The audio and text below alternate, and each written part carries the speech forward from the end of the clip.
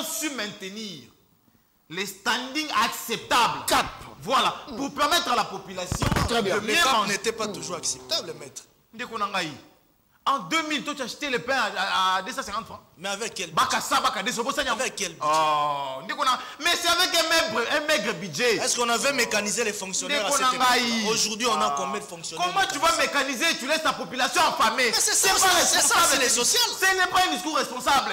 Les sociales, ce n'est pas seulement ce que vous dites. Les sociales est global.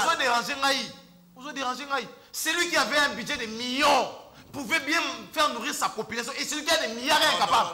Tu veux expliquer quoi? Je ne pas bien, même à l'époque. Il y avait toujours un problème. Panier de la ménagère. Le tour n'a pas qu'à 500. Tour n'a pas qu'à 800. Mais le tour n'a pas 300. Tout le monde a 500.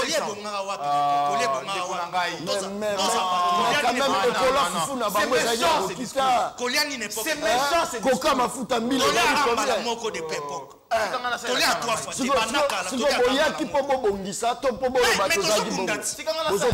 Merci, Ndeko John. Je crois, Ndeko Jonathan, il faut aïbaké, barrage, Kakubola, phase de relance, ils ont déjà en cours. Vous comprenez? Ils ont déjà en cours. Je crois que mois à août, déjà au Mona, ils inauguré. Il faut pas que vous ayez l'habitude de l'information, les informations officielles de l'État. C'est aussi important. Il faut avoir cette habitude-là à Hollande. Donc en réalité, on a un dossier moko ya Kolobe la penalité. On a eu à construire des ponts tels que les ponts Bobozo. Vous comprenez? À Touni, déjà plus ou moins combien de kilomètres de route depuis Tshisekedi est au pouvoir? Je vous informe. Depuis que Tshisekedi est au pouvoir, on a 4 ans sali. Tshisekedi a déjà construit plus ou moins 21 km de route. Sur 21. Oui, sur toute l'état international. 4 ans, 21. Donc, oui, 21 km. Très bien. Donc, à Kinshasa, 12 km. Très bien. Mokolo Lamo Nabino Balandia, une très grande émission. La dimension, il y a continent d'Asie. Émission Nanga, émission Nayo, émission et la population congolaise en général. Merci beaucoup pour la confiance. Au Bozaropé, c'est une émission Le Peuple Parle, Bandeko Nanga, il y a actualité politique, il y a actualité au Katia Mboka Nabiso Congo, grève au ministère des Affaires étrangères avec pour but l'application de l'air gris barémique, les actualités, Mogoya Makas, Oya Biso, Tolali Tolamugite qui va créer 4 entreprises, Tolali Tolamuti, Bamatisi va salaire, il y a un militaire na Biso, Baromi Golzoa, $1,500, mais bon, quoi Biso. Tout ça pour continuer, l'actualité, Oya Kati Mboka Nangai Congo, je pense que non, le ministre de la Défense attendu à l'Assemblée nationale, à la personne de Jean-Pierre Bemba Gombo. Je crois que ça, l'Isolo, Penza, Otorobeta, Mokolo, il y a Lelo. Je crois que date, il y a le 6 avril, ils ont déclaré férié et payé pour commémorer, je crois, Komba Yandeko Simon Kimbangu. Je crois qu'ils appellent parmi les sujets d'actualité sociale, les base, il y a une émission Le Peuple Parle. Voilà pourquoi tout le monde a dans la province. Tout la kakibino, élément. Il y a ma place sur les kaki, mais tout ça, dans la province, au Mokonzambo, Félix Antoine Tshisekedi, village natal, Naye, Bolanda Nanou, Constant Nini, Tosala Kikuna, et bon, on a présenté, Bino, invité, il y a les peuples parlent, il y a Mokola Lelo, image régie.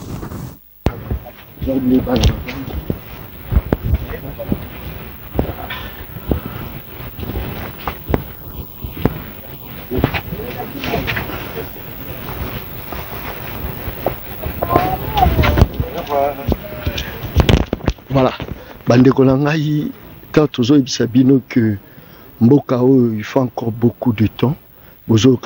Comment quelqu'un peut détourner $1 million pendant que Bana Bazotanga la condition?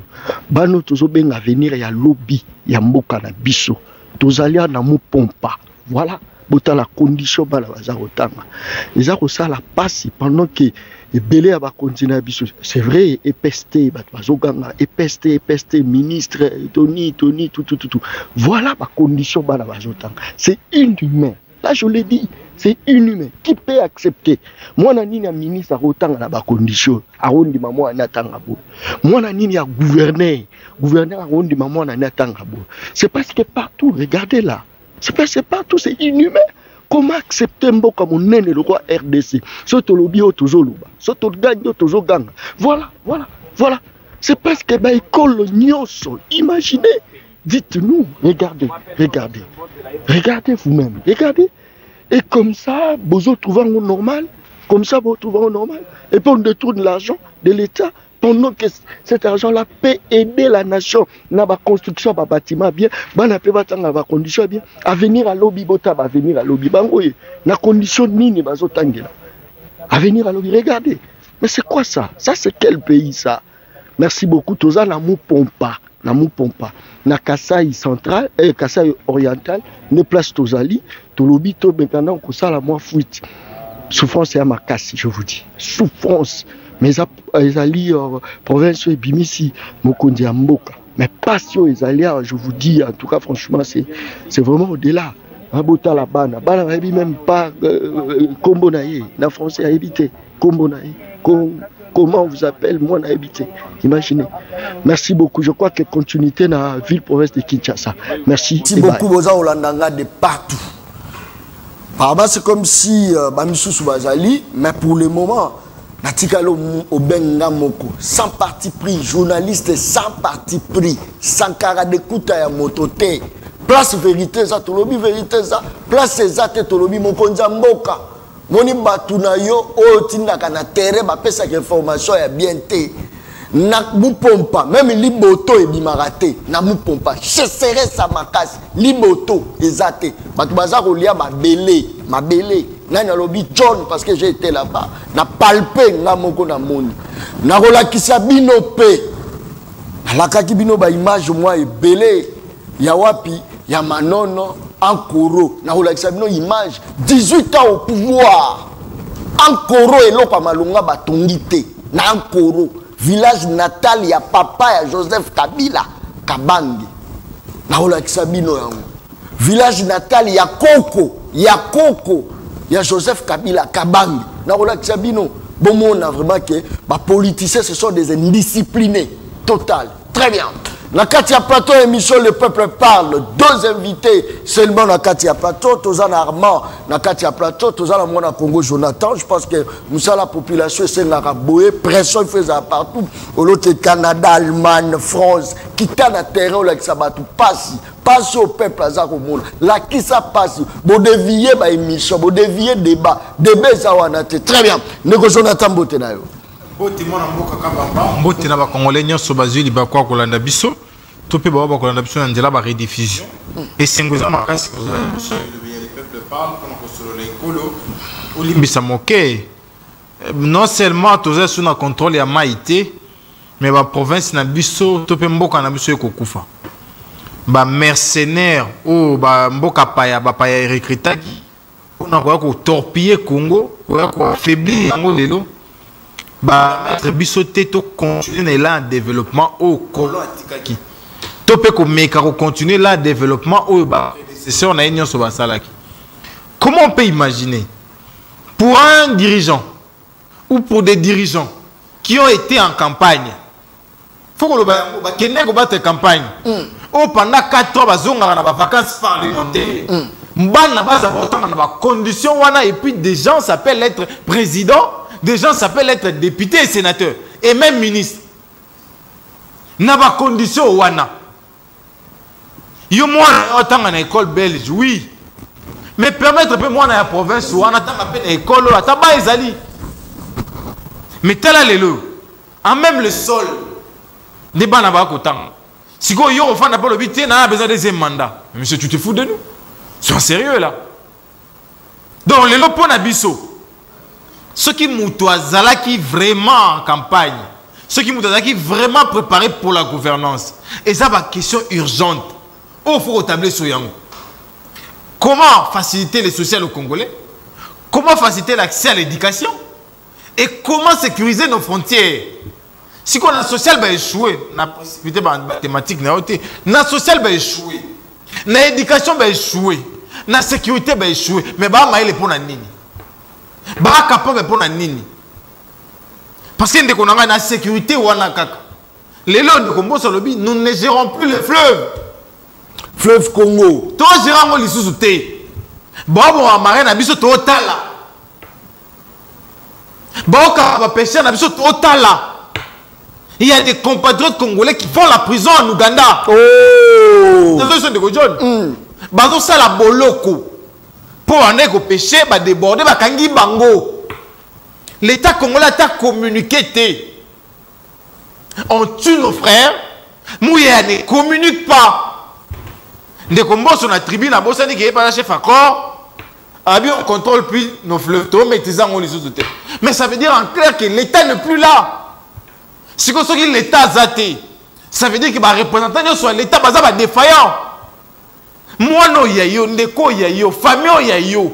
Bon, tant na beta wana. C'est là non, toke non malembe. Ce qui te exemple ya ba mikila poto ba oloba parce que bango baza vraiment avancé par rapport à la technologie. Tout ça bango ba le Sénégal baza kotonga kutu ba province ou encore ba ville ya Sika, sur pays même na Égypte baza kotonga ya Sika. Qu'est-ce qui manque aujourd'hui dans la RDC? Au lieu de na ba débat moko ya ba attaque personnelle, tellement ngala on vend la place aux alliés. Qu'est-ce qui fait que la RDC a l'incapacité à vendre la place? Bon, tu réfléchis comment faire pour tonga parce que la quasi-majorité, il y a des provinces où Tamboli, elles sont inhabitées. Est-ce qu'il n'y a pas moyen de construire place où elles sont habitées, est-ce qu'il n'y a pas moyen de que Jonathan Kabamba. Débat ya longwa ngana fan, les débats est important. Pourquoi? Parce que la moto a un niveau T. La moto a une aptitude de T. Pour que moto a un niveau, a une aptitude de gouvernance, pas tomber l'écolo. Pas tomber le secteur naïe. Pas tomber la province naïe. Pas tomber la district territoire naïe. Si on a vu moto wana, attaque wana niveau T, motike wana. Ça veut dire qu'au diminué aux complices, il y a recul dans le développement. Le développement, ils ont dépendre d'un niveau. D'abord au niveau. Tout le monde a dit que bien que la commune est un peu moutée à Kabola congolais. Il y a un projet plan Marshall. Si on plan wana, il y a qui fouille à Nini. Il y a Bongo. Non, il y a ni. Il y a qui fouille à Bongo. Si on Bongo wana, c'est pas ça qu'on va en application. N'importe quoi tombe à midi. Il y a 145 territoires. Et ça peut fruit à Bongo. Mais il y a une application, tout le monde avait fait un ango. Kasi bato yo zo critiquer na ndeba na bongo wana. Jonathan Wele na Kangiyo très bien. Merci. On appliquer en côté. C'est que si ça bongo wana. Pour ceux qui zayo, arrêtez faut appliquer en 55 territoires tout dire une année kamingité. Banda projet a annoncé une année kamingité. Donc aujourd'hui la question du développement de nos provinces. On a vu tous les inhabitants de Godjon. Na Kinshasa Pamba. Babi, tu as 80% de la terre arabe, na Kin Karanan. Donc, tu as 20% de Tonga, on a Kin. Sauf que on dit maté, il y a mon nègre Maloukou à Tonga. Mais pourquoi on ne veut pas bâtir comme les autres? Égypte, tu as un Tonga, on dit pourquoi. Mais on tombe à Caire 2. Sénégal, il y a un problème. Covid peut côté Kounet. Guerre Ukraine peut côté Kounet. Mais on tombe à Dakar 2. Est-ce que les lois? Tu connais que bateau, vraiment la volonté on tombe l'école. Balancer ceux qui va projet à si tu ceux qui battent, ceux qui boto. Tilelo. Premier pierre on a lancé what? Projet quand il y a maquette. Donc moi je pense que la réalité au vivre dans des Godjon est vrai. Problème la réalité c'est que tous dans bateau ba na ba ressources intellectuelles. Très bien. Merci beaucoup. Je crois qu'Aza est mon côté. Aza Ndeko Armand Mbote na yo. Ndeko John. Bonisa. Bon, quand on est au Zomona, to sali, to continuer à servir Mboka, on est là. Très bien. Ndeko Jonathan Lobi et l'eau, ça kozanga biso lelo eza bongo. Almasa eza kotungama, eza yangonde comme capitale économique, il y a Égypte, Almasa. Mais la RDC innovation zéro, la RDC ça n'a problème total, il y a mitou, il y a batou. Malubonga Mounayo. Merci beaucoup. Innovation zéro, yango auti ko reconnaître ba prouesse oyo eko sala manakati ya projet à développement il y a 145 territoires. Ça veut dire bongo ezo sala. Il se contredit. Parce que ce bongo bande ko sala te. Félix Tshisekedi est président de la République actuellement. Avec un gouvernement dirigé par Sam Malukonde, le premier ministre. Alors, ce qui bongo bande ko sala te. Ndenge ni tonga tozo projet au ya développement 145 territoires. Mais est-ce qu'on a application non? Non. C'est là. Vous salez plaja. Otiki est loba. Internet, Otiki est pas loba. Nazaki pekimia. Ok. Ndeko John, je t'informe que exécution, il y a programme, il y a développement 145 territoires, développement à la base, et ça déjà en cours. Exécution, ça déjà en cours. À plus ou moins 10% déjà en termes d'exécution. C'est la raison pour laquelle Monaki, cérémonie officielle, Koute Salama qui joue l'ansa qui a. Vous comprenez?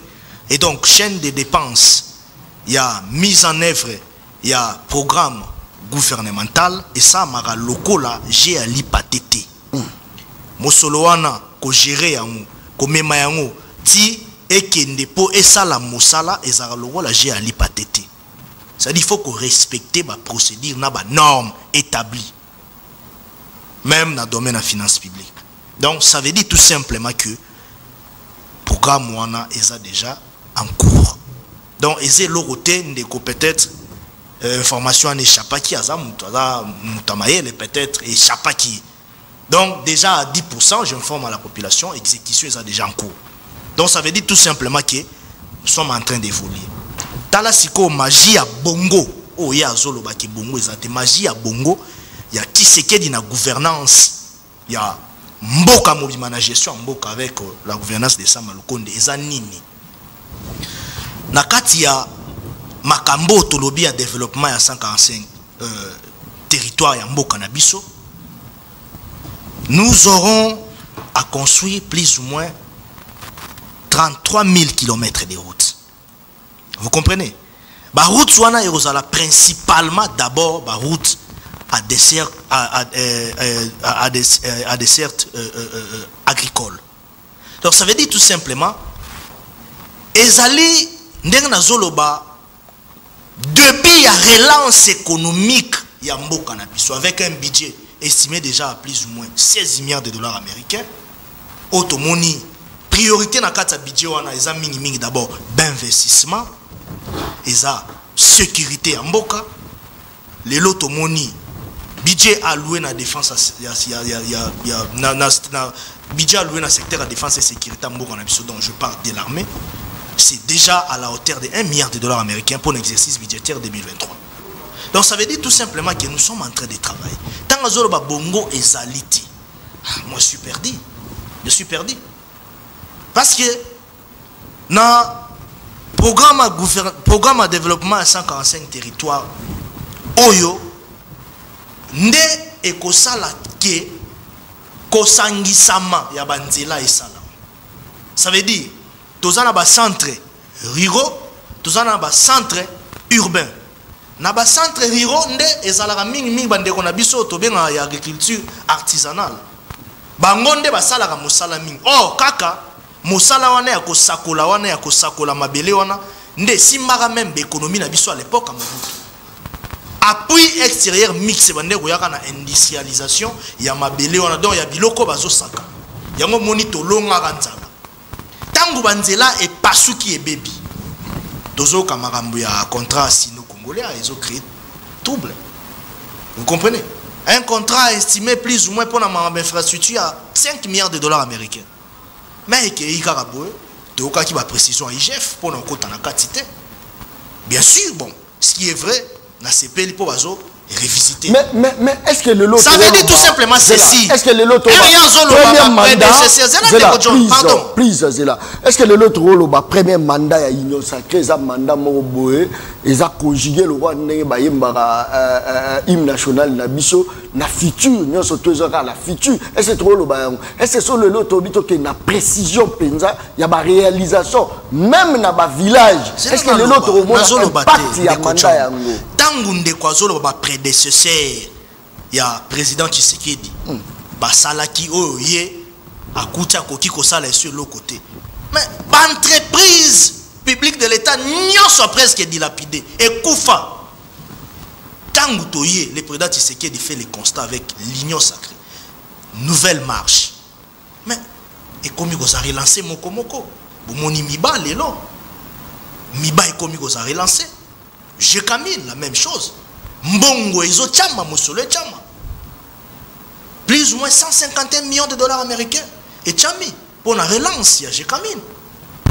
ça dit musolo wana pe ezaka musolo ya bongo ya Tshisekedi vous comprenez et donc le pays était dans un état où moi j'ai toujours dit comme un trou profond sur le plan économique on doit le reconnaître mboka le roi ya biso o ezana ma belé à mon néno tozali na plus ou moins 26 provinces la décentralisation n'est seulement à 145 territoires tokoka ko continuer ko vivre na budget 5 milliards de dollars tala le long de tozo travail alors na mayo etali développement à 145 territoires né na lobby exécution des jeux en cours bomonaki ba défilé ya mituka ya minene bande ko leka ba mituka oyo to benga na lopo na lingala na biso ba dank ba mituka oyo to benga ba tracteur ba mituka ba dank wana bande ko leka na ba mituka misu ya minene oyo ko komando ba matériel pour na mosala déjà qui est logé na ba déjà na bukatsa ba province dans quelques territoires vous comprenez que nous sommes en train de travailler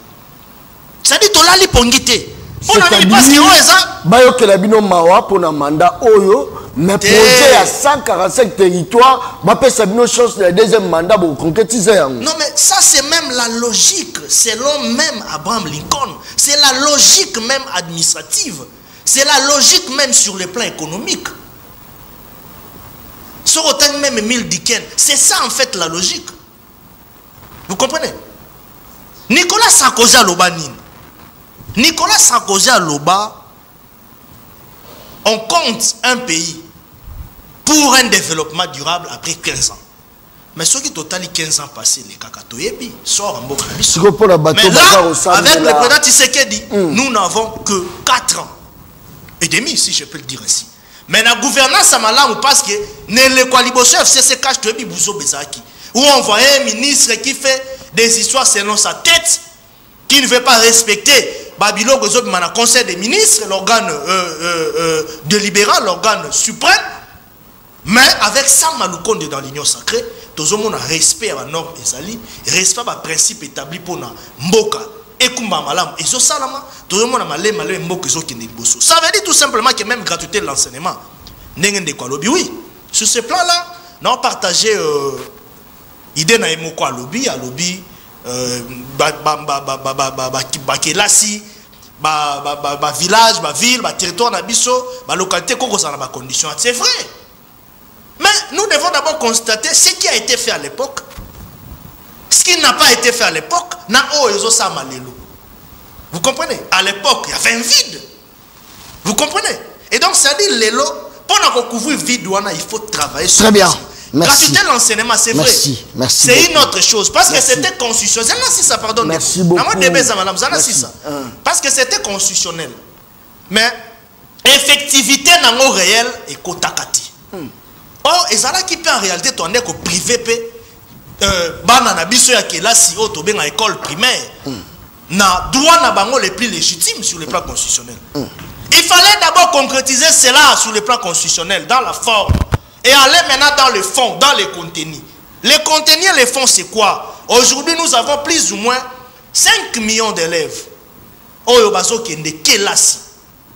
Alors, la deuxième phase maintenant, c'est quoi? C'est maintenant la qualité. La qualité, ça veut dire quoi? Prise en charge, il y a plus ou moins 25 000 écoles. Merci. Sur toute l'étendue du territoire national par l'État. Merci beaucoup. Mécanisation. Merci. Il y a nouvelle unité. Nouvelle unité. Merci. Bazali ba enseigner à l'école primaire. Merci beaucoup. Moi solo ba bakisi ndambo. Merci beaucoup. Nous sommes en train de Très travailler. bien. Quand on va bakela si. Merci. Ndambo de bandiko. Mais Elobelinayo. On est allé si comme makambo. Elobelinayo, on dirait déjà que tu commis na Allemagne d'Afrique. Mais Batumusu baza kosenga. Babi Félix bimi semso na Allemagne d'Afrique. Dollar eza ya komata. Bimi semso na Allemagne d'Afrique. Biloko eza ya komata na Wenze. Zongi semso na Congo tozaki na ngo yolo bagi. Trou eza qui profond. Ça c'est très bien. Je reviens à vous. Merci. Merci beaucoup. Je reviens. Non. Na lobby seulement que nous sommes en train de planter les décors. Les décors que nous sommes plantés actuellement, c'est des décors réels. Merci. Ça veut dire, Tozo, Kumbambo Kate, le la biscuit, le la église, la boutique, non. Jonathan. Pour ne pas donner l'impression que Mboka, Moutou Moka, dans une année, 2 ans, 3 ans, 4 ans, pendant que Mboka Koufa, pendant plusieurs années depuis l'époque coloniale belge, très bien. Merci. Selon Armand, c'est vrai.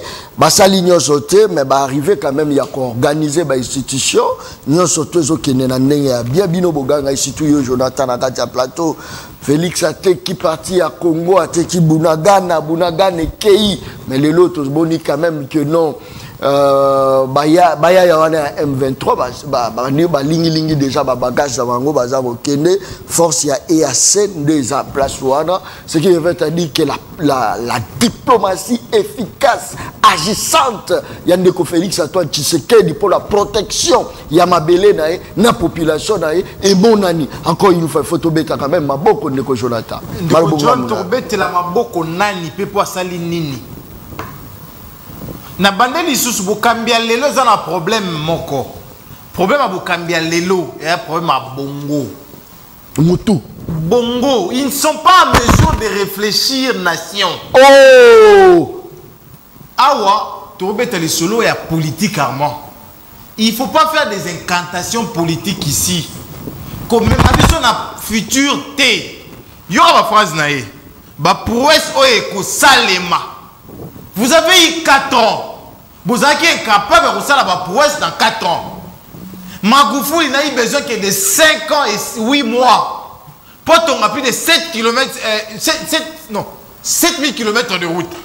Attends, il a besoin de la Samabélé. Attends, il a logement social. Il n'a eu besoin que de 5 ans. Le loyo, président a remplacé, il n'a eu besoin que d'une année et demie. Pour qu'il soit sous 7 km de route, mon sous.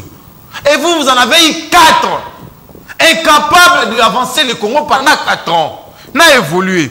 Au lobby, 145 territoires, ils ont en cours d'exécution à 10%. Monsieur, mais vous en racontez quoi ici? Ces projets doivent être exécutés sur 3 phases. Phase à étude. Il y a une étude, il y a pour Kinshasa. Et ça, les WAP. Et ça, les WAP à 10%. Et ça, les pour la Kinshasa. 145 territoires études, non, ça les WAP. Peut-être ça, il y a Baboutou, les Chinois vendaient au travail à l'époque de Baboutou. Oui, on a réussi à mettre Baboutou. Ça a Baboutou. Mais ah, on va encore ça en côté. Parce que moi, j'ai besoin de 10%. Parlons vrai, parlons correct. Parce que le peuple veut voir clair. Tu évolues les sous-lobby. Budget 16 milliards de Konangaï. Avec une dette extérieure de 10 milliards. Oh, bino au défi. Bino. Nous avons oublié cette histoire de dette. Nous sommes allés aux élections sans dette dans ces pays. Et aujourd'hui, nous sommes endettés par votre faute. Nous avons été en la TVA. Vous avez été sur le bilan. Monsieur, lorsque tu parles de président, il faut avoir du respect. Mobutu a construit pour Maréchal, pour libérer Otonia. Mobutu a construit barrage, il a pas libéré Otonia. Nous avons ma prédécesseur, au bilan, aux Anabango. Je prends Kabila avec qui vous avez travaillé. Vous êtes complice de ce que nous subissons aujourd'hui. Kabila a construit Luangi. Vous avez construit quoi? Vous avez construit quoi? C'est que Batongi le roté. Attends, un pont, on va tongi. Attends, un pont, on va tongi. Kabila a laissé Katende Kakobola. Vous êtes incapable de relier les courants. Incapable. Pour 2 barrages déjà construits. 2 barrages. Oh, ça courant pour les Congolais. Et vous voulez ici nous dire que ces prédécesseurs sont mauvais? Oui, ils ont eu des faiblesses. Beaucoup même. Mais vous êtes nuls par rapport à eux. Tangelanga ba kilomètre de route au bino tongi banda boye. Volo te olobi na tokuta ki 20 comme na 30. Cite-les sur la télé. Tu es à la TV. Tu évolues les sous. Ayo beta sur la bi. Les pays étaient dans un trou. monsieur. Et aujourd'hui, on est où? On est enterré. La sécurité de mon pays, foulée aux pieds par vous. Obédi Solo et Abounagan a récupéré. Ndeko John, c'est écrit où? Que lorsqu'une armée étrangère vient vous aider à ramener la paix, il doit occuper votre sol avant vous. Et comment va? Les arrêtés.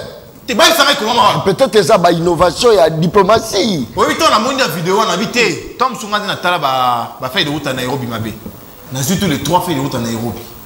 On a imprimé. Bandi autant là. Place ni ba comment non, ba fa na Bunaga na fa biso to ya. Exact. Na ke na Luanda tous les deux. Exact Ndeko John. Donc na boye na sentiment. Ba lobi té, ba pesa bango, ba territoire na zo fanda. Et dans notre état, qui collecte les impôts à Bunagan aujourd'hui? Et ces impôts vont où? Qui gère l'administration à Bunagana? Bon, répondre à ma question. Oui, nous voulons un accompagnement, mais pas de cet accompagnement insultant. Alors, nous sommes là. Et nous ne partirons pas jusqu'à ce que vous ayez une armée et une police en même de nous sécuriser. Nico John. Grâce à Armand Moukoula, aujourd'hui, on va me dire que je n'ai pas une armée. Grâce à Kabou, on va me dire que moi, je n'ai pas une armée.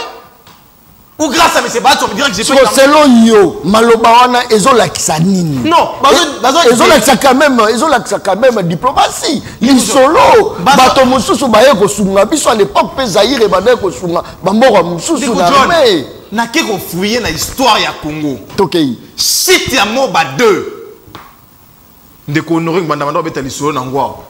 À minuit, il est comme responsable du service de sécurité. A eu appel. Balobi a bazu Moba.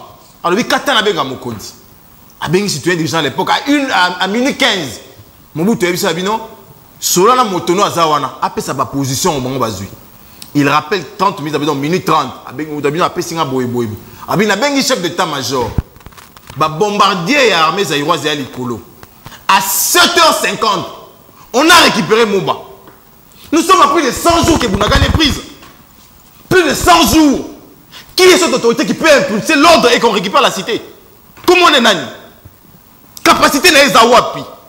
Et dans notre temps, on a tué à Kishiché. On a tué à Rumangabo. On a tué à Bunagana.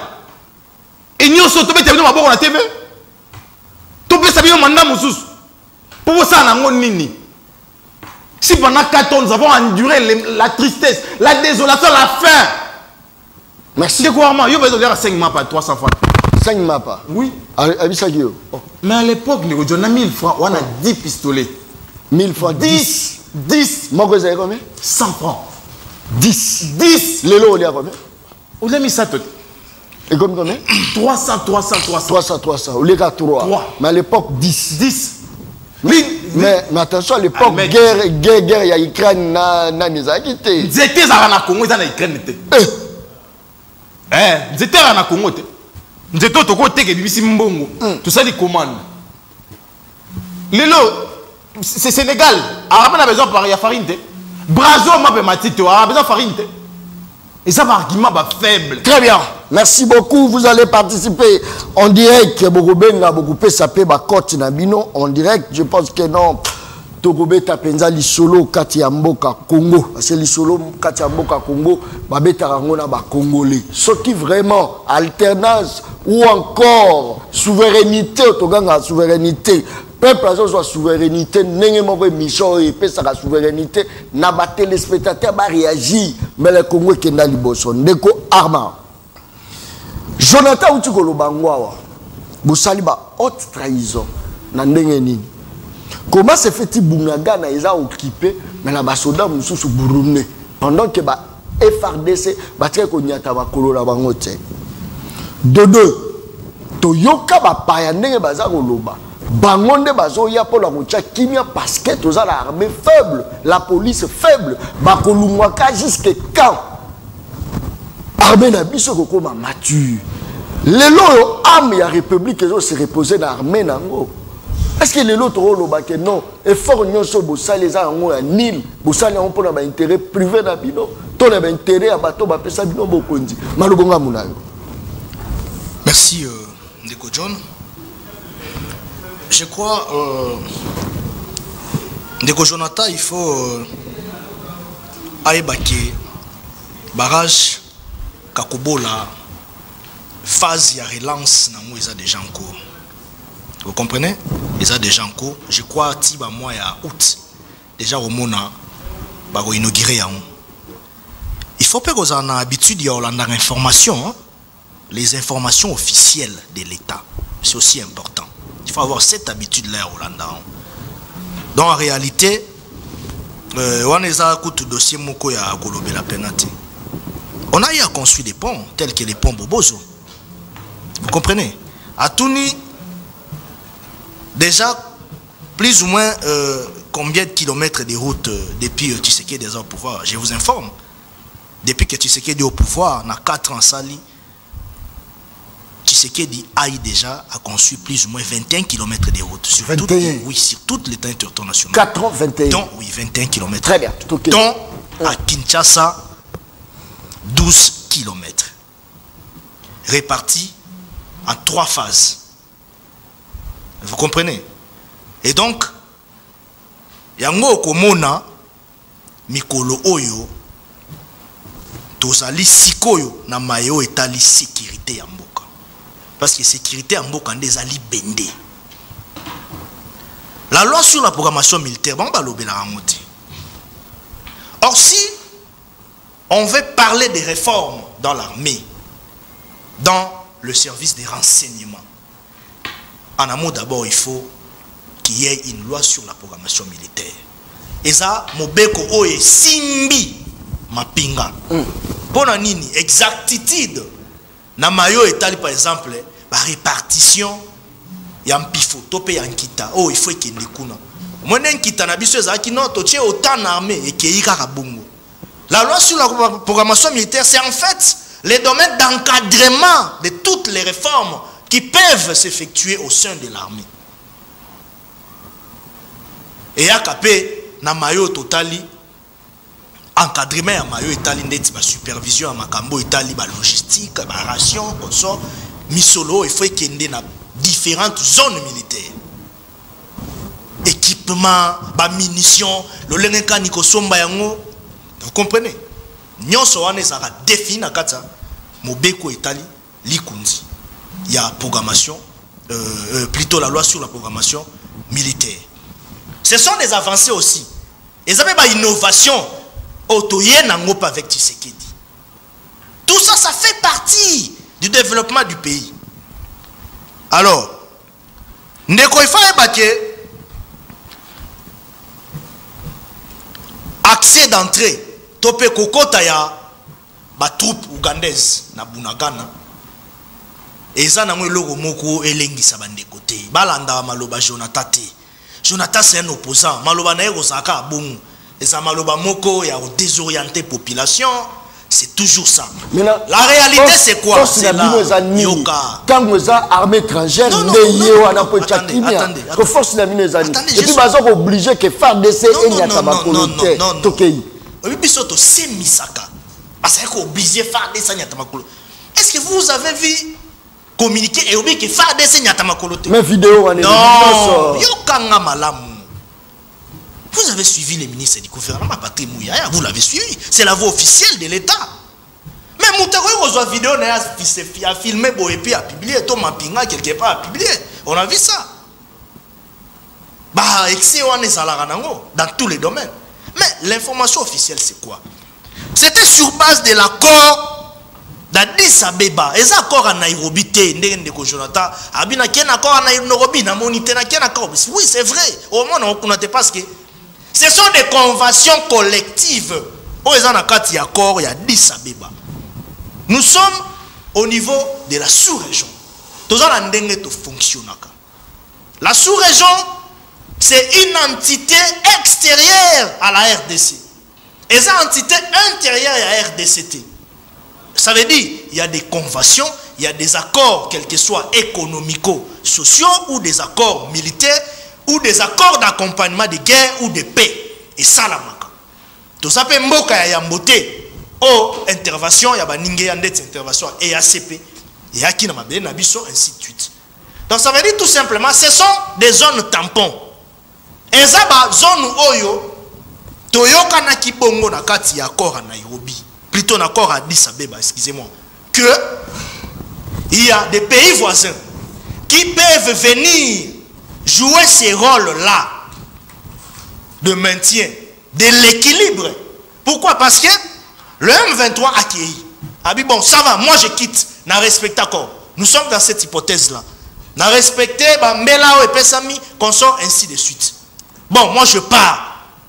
Alors, il faut qu'on ait bien que la négociation extérieure, dans le niveau, il y a sous-région, et ils ont continué. Donc ça veut dire tout simplement que nous sommes dans un domaine purement sensible, technique, sur le plan même géopolitique dans la stratégie militaire. Alors, troupes ougandaises, c'est toujours pour le maintien de la paix, pour l'accompagnement de l'équilibre de la paix dans la zone wana Bunagana. Mais et là quand malamu ezani M23 za sous est-ce que tu penses que boye ina bango et la paix infiltration non, tout est contrôlé. Non, attention. Non, nous avons par non. Pendant que bango ba boy fa de ce bagna contrôlé par le contrôle total de toute l'étendue du territoire national est entre les mains des FARDC actuellement. Entre les mains des FARDC, on pouvait dire que Bunagana est occupé, mais Bunagana actuellement sur le plan officiel, sur le plan géopolitique mondial, nandenge makambo kendeli, nandenge masolo kendeli. Parce qu'en matière de guerre, en matière de guerre, en matière d'agression, en matière de terrorisme, il y a aussi des lobbying, il y a aussi une dimension diplomatique qui surgit. Alors, M23 s'est retiré. Boyebi a s'est retiré. Après combien de temps, une victoire. Après combien de temps il faut passer dans la FARDC? Après combien de temps? Non, le gouvernement va communiquer. Bon, après combien de temps va passer dans la FARDC? Les FARDC a toujours les contrôles. Parce que ça n'a quitté ni mon côté va comme il y a Ouganda. Non. Les FARDC, donc force, il y a Mokanabiso, il y a Mapingi, ils ont toujours le contrôle. Mais les VPM de la défense, Aloba qui on peut bien, Jean-Pierre Bemba, qui j'ai salé. Aloba qui en malam. Toko Bunda poète Makambo et Wanezonga li susute. Donc ça veut dire tout simplement que l'intégrité territoriale, et ça n'a pas beaucoup, il y a Bissomoko, ils ont contrôlé, service à renseignement, ils ont contrôlé, FARDC Mapinga, ils ont contrôlé, l'état de siège est en cours. Donc, ils ont commis. La République ougandaise n'a comme contrôlé Bunagana, non. Très bien. Ce sont des conventions collectives. Rapidement. Comprenez donc, ils ont débat. Voilà. Et ça, c'est ça. Je peux terminer. Non, c'est là notre cahier aux hommes. Il y a trop de aspect wanati. Mais je pense qu'il faudrait donner une vraie leçon de la vie internationale à Armand. Armand, dans la vie internationale, qu'est-ce que toi tu entends par sous-région? C'était mon temps d'antenne. Non. On se voit on a 5 minutes. On a 5 minutes. Moi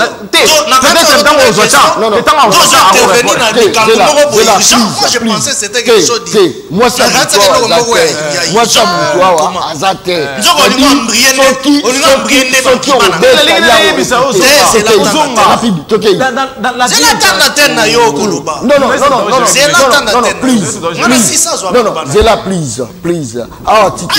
c'est là comme ça interfère dans non ça discipline à débat non please discipline est ngai ngande mnena kumba émission na ngai so la carte émission non please nous avons pris ça dans la sous-région. La sous-région c'est qui? Dans la vie internationale nous avons les États et les OI, les organisations internationales et les regroupements des États de Gonangaï. Tu as la SADC, tu as la CPGL. La sous-région, c'est quoi? Qu'est-ce que tu entends par sous-région? Pour le bagage, ça a été pris par la sous-région. C'est qui la sous-région? C'est qui la sous-région? Il faut me dire cela accord à Nairobi. Problème était. Tu me donneras la date. Il y a accord à Nairobi. Parce qu'aujourd'hui, tous les textes qui régent cette question de l'Est est connu. Dernier virage à la question d'Angaï. On l'a vu gérer parti. Il a été déjà qui administration du gouvernement militaire. Bon côté. Après ça, il y a chef à cité. Il y a Bunagana, la loi militaire. chef à cité à Bunagana. Oh, face à la militaire. Puis ça, ils sont comme on a eu. Puis ça, ils sont comme un chef à cité à Bunagana. Parce que les cités sont gérées par un chef et son secrétaire. Comment un chef à cité à Bunagana, comme on est dans les lots. Et puis au niveau dénaturé, où est-ce que les porte-parole de votre gouvernement a dit que tout ça n'a qu'à tuer? Monsieur, il ne faut pas se moquer de nous. Très bien. Citer rapidement. Pendant 4 ans, ils ont été incapables de ramener seulement l'alimentation. Il y a Kakobo à Katembe. Mais il y a Tangi Kakobo la Pamba. Alors lui, ils ont en cours.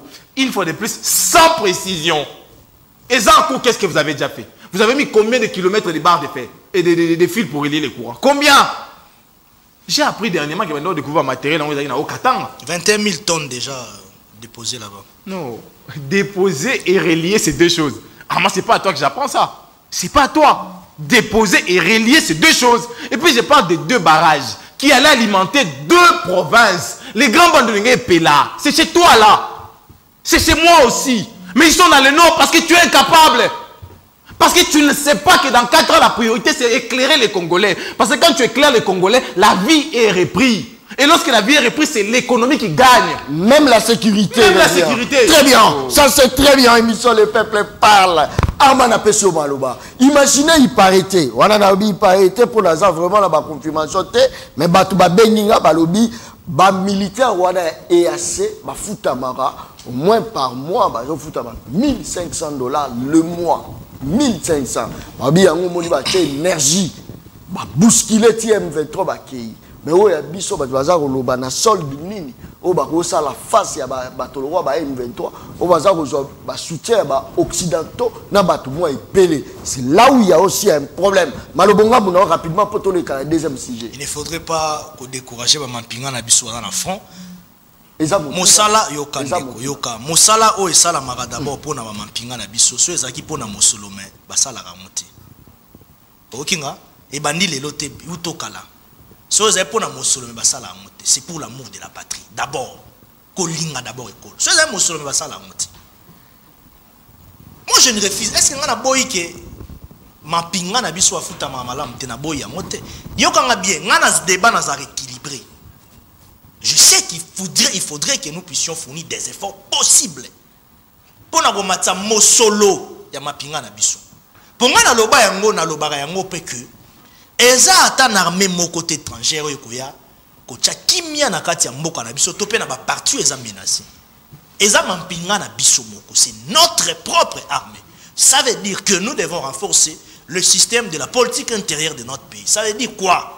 Il faut simplement mettre des moyens nécessaires possibles pour amener à la hauteur les dimensions psychologiques, sociales, les dimensions physiques, les dimensions matérielles de notre armée.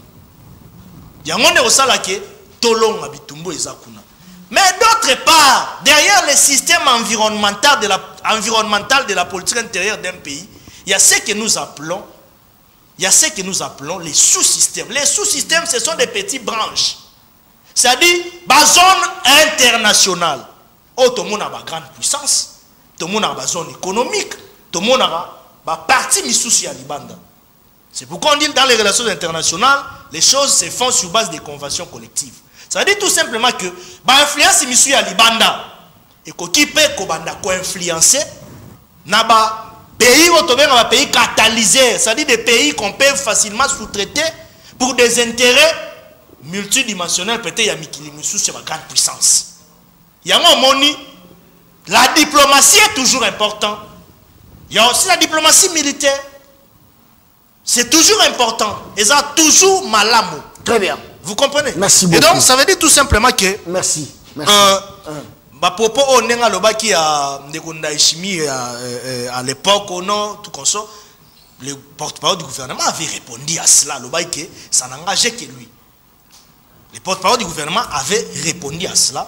À l'Oba qui a très bien que Ezaki va proposer un engagé Yemoko, les chimiers, parce que déjà nous on avait même dit ça que Rwanda est fait partie de la troupe et c'est ce qui a été fait. Vous comprenez un peu? Donc voilà Ezaki Malobanae. Très bien. Merci beaucoup. Par rapport à Nenga Loba sur terrain. Merci. Merci beaucoup, très bien. Nous avons une armée qui voilà comment Jonathan. Est-ce que la population a bien représentée dans l'Assemblée nationale parce que le ministre et la défense, je crois que va te belé va se payer la nomination, il y a un Jean-Pierre Bemba, mais Jean-Pierre Bemba va s'arroser dans l'Assemblée nationale, on va s'arroser là, on a biso Jean-Pierre Bemba. Est-ce que tu crois vraiment que non, Jean-Pierre Bemba, on va nommer la population à Betima Boko? Et pas la population, on va représenter officiellement la population. Est-ce que tu crois que mon mariage le souveraineté excusez-moi, à quoi permettre à moi malobani rapidement, mais il y a comment déjà très bien. J'avais oublié ça. Tout n'est pas oh non, nini oliaga nini 3 pains il y a 500 francs. À l'époque, avec 1000 francs, on pouvait avoir du pain. Bon, nous devons comprendre une chose. Il faut tout comprendre. Nous sommes dans l'économie des marchés. C'est en fait ça le socle même de notre économie. Nous sommes dans l'économie des marchés. Comment l'économie des marchés fonctionne? L'État, donc l'État congolais, le gouvernement congolais, à travers le ministère de l'économie, donc l'État congolais. L'État congolais a fixé un prix, mais en collaboration dans la Fédération des entreprises du Congo. Ça veut dire tout simplement que, ici dans notre pays, comme tous un système capitaliste, nous avons un système social, démocratie, donc en réalité, même le fonctionnement de notre économie nationale ne dépend pas totalement de notre système de marché public. Donc, le principe de la loi est offre à demande. Et ça tout à fait clair. Ce qui offre les mingi, au moment où il y a nini, et au kita. Mais ce qui demande des mingi, il y a la raison pour laquelle au Monaka, à un moment donné, même au niveau de la banque centrale, il y a équilibrer des devises, c'est-à-dire il y a une injection de devises. Il y a équilibrer des devises. Quand on met beaucoup d'argent sur le terrain, équilibrer des devises, au moins à un moment donné, quand maintenant au niveau du ministère de l'économie nationale, fixation de prix aux réels, merci. Et que ça là, que même bateau oyo bango moko bazali merci ba expatrié topé moto azali société privée à tout ça quand même. Mais le problème c'est que nous ne produisons pas. Il faut que comme à coproduire. Si on produit localement, to comme si qu'on a subvention moko existence, il y a équilibre. Merci. On peut imposer un prix sans pour autant même to collaborer avec nos partenaires sur le plan économique. Donc ça veut dire tout simplement que c'est l'économie. Prix et l'économie n'a pas fonctionné. Non, ce n'est pas ça. Merci. Ma condition de vie n'a pas changé. Non, non, condition de vie. Mais il y a peuple, économie, mais condition de vie changé. Non, non, condition de vie à population d'une manière générale. Ma contexte est changé. Mais comment se fait-il bino? Il faut que nous soyons malades. Il y a bino de comme malade, il y a des autres cas. Il y en a des comme explication comme belé. Vie y en a des comme malade. Bitumbeza na mboka via mtoza malade. Très bien. Token de Jonathan. Merci de Jonathan. Tozala kaka na économie de marché wana. Kaka koza na économie de marché on tosomba pistolet na 100 francs. Oh, je te dis la vérité. To longwe na économie de marché te. To longwe pété na posture ya l'état provident. Ça veut dire l'état qui résout tous les problèmes de sa population d'abord. Et les partenariats lui permettent de les assouplir. La preuve c'est que ba partenaire au bayaka, l'état fait sa rabango privilège au travers de l'exonération na ba taxe pour faciliter le maintien de statistique moko na marché. Quand on a une économie de marché, direction commerciale nous avons une usine na Mboko, précisément dans Matadi, où on produit une farine de bleu. Et ça là qui? Et ça petit citron. Mon souci à Kinshasa, on a GB. Ils ont produit également farine de blé. Nam et bleu dans la province. Qu'est-ce qui fait que dans le même contexte, il y a existence. Beaucoup de usines, on peut acouter qui mais surtout va créer parce que les usines sont la plupart. Et moi rare mon dans la colon. Et on su maintenir les standings acceptables. 4. Voilà, pour permettre à la population Très bien. de Les bien CAP manger. n'étaient pas toujours acceptables, maître. En 2000, toi tu as acheté le pain à 250 francs. Mais avec quel budget? Baka baka 200 Avec quel budget? Oh, mais c'est avec un maigre budget. Est-ce qu'on avait mécanisé les fonctionnaires à cette époque? Aujourd'hui, on a combien de fonctionnaires? Comment tu vas mécaniser? Tu laisses ta population affamée. Mais c'est ça, c'est les sociales. Ce n'est pas un discours responsable. Les sociales, ce n'est pas seulement ce que vous dites, les sociales est global. Vous avez dérangé. Celui qui avait un budget de millions pouvait bien faire nourrir sa population. Et celui qui a des milliards est incapable. Tu veux expliquer quoi? Je ne sais pas bien, même à l'époque. Il y avait toujours un problème. Panier de la ménagère. Posait toujours un problème. Le tour n'a pas qu'à 500. Tour n'a pas qu'à 800. Mais le tour n'a pas 300. Tout le monde a 500.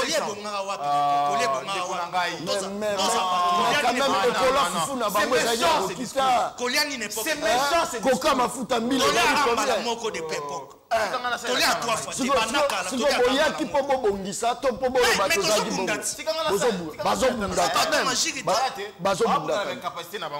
Et on met sur la diplomatie militaire. Monsieur, pendant que tu parles de la diplomatie militaire, les gens meurent. Est-ce que vous êtes sérieux, vous? Diplomatie militaire, on va voir ce qu'on va faire. Et c'est ce que tu dis à la télé ici. Qui ne le voit dans la qui ne le voit discours dans Kichiché. Vous pensez que parce que vous êtes à Kinshasa, vous êtes plus fort que ces gens-là? Vous savez ce que ces gens-là subissent là-bas? Ça, c'est un discours populiste. Oh, tu sais ce qu'on appelle un Bemba. Je l'ai toujours dit, le plus mauvais des ministres de la Défense qu'on a actuellement, c'est Bemba. Oh, Moutobandino Misalate, Jonathan. Merci. Tokei. Nalingara discours au boy. Moutobandino Misalate. Rentrons dans le passé. Bemba était vice-président de CPI et il a géré les finances de CPI. Résidé à Guinée. 0. Budget à l'époque, il y en a combien? Moi, je vois les parcours de l'homme. Il a été gestionnaire une fois dans ces pays. Nous avons gagné quoi de sa gestion? Tout ça, on a géré. Oui, on a ce qu'on a passé à gérer déjà. Et puis à gérer à l'époque, conseil de ministre, ça les m'a pas combattu. Et ça les m'a sauvé Lingui. Ministre de la Finance a visibilité. Mais tout le monde a dit, les dettes se sont accumulées pour la nation. Vous avez dit que tout c'est la gouvernance de Mobutu. Tout c'est la gouvernance de Kabila. Non. Ils ont partagé ça avec eux. Merci. Les locaux viennent à l'Assemblée nationale de Konangaï. Rapidement, on a un basque appelle la population. Formalité. Pourquoi? Parce que du néant, rien ne sort. Oh! À part Kalumbo Akouya. Nani soit Akouya dans l'Assemblée. Très bien. Merci beaucoup. Merci. Je pense que Nazo un appel Nabino. Maintenant, Boza Benga, Boza côté. Obengi mwana Congo. Obengi mwana Congo Jonathan Orobi na pesier autant. Armand na pesier autant. Apo bani na explication. Kobanda mbalamo. Ah, côté ezali. Oza banga côté sa population. Yoza banga peuple. Hein? C'est quoi ça?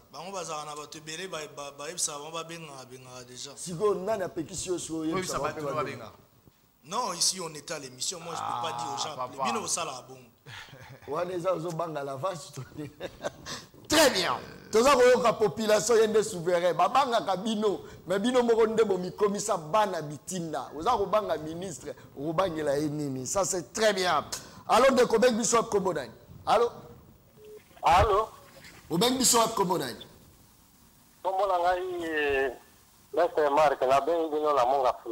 Très bien. Pesa ma continue à vos banoloba.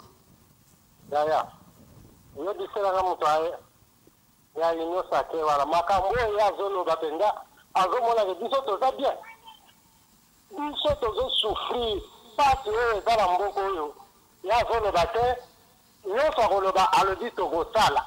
Yo so koloba to gosala ngo mukoloni. Manda lelo ya ko mina suka. Ce qui totali to atibatikali la c'est moi. Dans le bateau, oui, moi, je vais vous dire que au PC, ça va continuer. Merci, très bien. Tant que vous avez benga, vous avez fait ça. Alors, je vais vous dire que oui, moi, c'est le tour. Avec une de la politique, nous avons un service. Très bien, peut ça va continuer rapidement. Oui, Motoana IDPS n'a fait 0610. Motoana IDPS n'a fait 0610. Je suis des lions sacrés, mais je ne suis pas des IDPS. S'il vous plaît. Je suis de la CCI. Je suis des lions sacrés, mais je suis pas des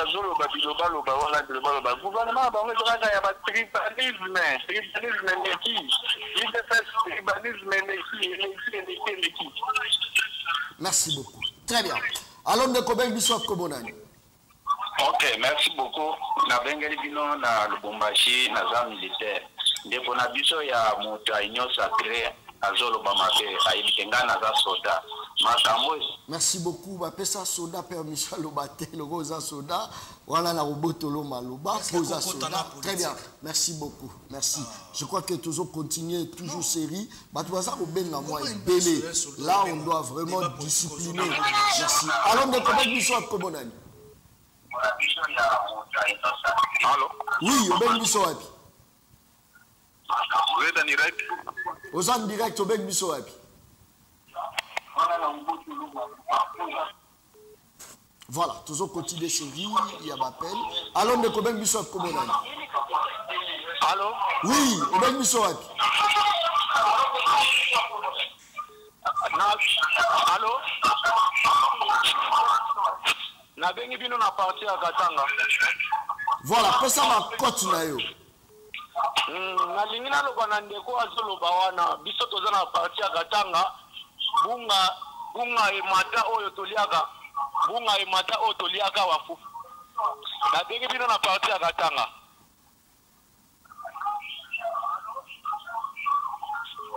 Allô? Nazoka yo. Na lingina loba na ndeko azoloba wana koto yo biso fufu ezalaka na 20 000 mais commis déjà $50. Tosi ba chinois tozo travailler musala makasi ba chauffeur mais ba chinois mbongo bazo futa biso ki oba américain bazo futa na ba compagnie mususu eza bongo te. Donc ndeko maloba zoloba wana zoloba ke oyo azomona nde bomengo ya venir na ye na vie na ye ndenge ye aza na politique mais biso peuple tozo souffrir makasi. Merci beaucoup. Dernier rappel. Allons de Kobeng Bisso wapi Komonani.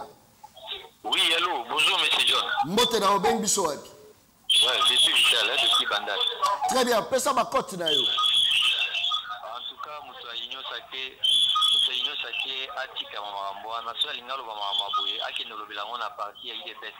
C'est moi, Batouana Neba Oyokai. Atika Bisso Touza pour émission la vie les peuples parlent. Donc, ils ont Bisso Batouana, pas toujours reconnaître qu'il est âge zéro, effectivement zéro. Donc, Ndeko Jonathan Longo Nyanayo, Nabilo Robeti, continue toujours au Bétabilo. Merci. Merci beaucoup. Voilà. Et monsieur Sili. Je n'ai jamais dit que je suis professionnel. Moi, je suis professionnel. Je n'ai jamais dit que je suis professionnel. Non, monsieur Sili. Très bien. Kakale sinalobaka émission ngeza baleine baliaka ye na mokolo moko te baliaka baleine ndambo ne baliaka baleine tokomi penza na suka ya émission Le Peuple Parle. Merci beaucoup pour la confiance au boza ko pesa ngai. Merci beaucoup. Je crois que nada ko pesa na souhaité te na ezala moi péché à un grand réalisateur de mon pays Congo, Richard Vouidi, un régisseur patron. Na PCA, joyeux anniversaire na ye. Je crois que Tiboza Romon a émission Le Peuple Parle. Ils ont lek avec succès. Na image à qui toko Boza Romon même terrain. Tibomona est au kiti terrain. Ma place tout au kitagi na ye. Tout tamboline même peu partout. Ça c'est très bien. Na PCA, joyeux anniversaire na ye. En tout cas, Mbotama et l'amour, Botami Mokolo ya Lelo. Voilà pourquoi moi, Aza Osala Moussala, Lokola, moi, bébé Mokolo ya Lelo. Ça c'est très bien. Je crois que Nazaro souhaitait paix joyeux anniversaire à une battante femme, Azali Moulandi, Pena, mon néné, il y a émission Le Peuple Parle. Je crois que Tania Azaro Lanangaï, n'a pas essayé Penza Mbote, Madame Tania, n'a pas essayé Mbote, Tania Kongolo Luendu, l'épouse à ingénieur Ben Josier. Je crois que joyeux anniversaire, Madame Tania, n'a pas essayé vraiment. Moi, Bambote, moi, Mingi Place Tozako Yandangaï, fêtez moi malamu, bien que crise est à la Katia Congo, de l'estage Pamba Pamba, mais beau fêter Karata, la Molili, beaucoup fêter na Bino, ça c'est très bien. Tokobi vraiment na souka émission, Merci beaucoup, Nadia. Il y a un programme Énergie Lelo. Je crois que non, Afro Promo en marche avec cet homme du moment qui s'appelle Énergie Lelo. Tokomi Penza na souka émission Le Peuple Parle. Tokutani Mokolo Ezoya. Vous s'abonner dans Le Peuple Parle TV officiel. Je crois que Bogolanda ba émission est belée à Makasi. Même ba descente sur terrain, ça déjà. Na Katia chaîne YouTube Le Peuple Parle officiel. Tokutani Mokolo Zoya, toujours sur canal, toujours sur PES TV, la chaîne de référence. Je crois que Timba, c'est ma caméra, na Pesio Penza Mbote, place aux Rolanda Ngai. Émission Essili, merci et bye. Merci.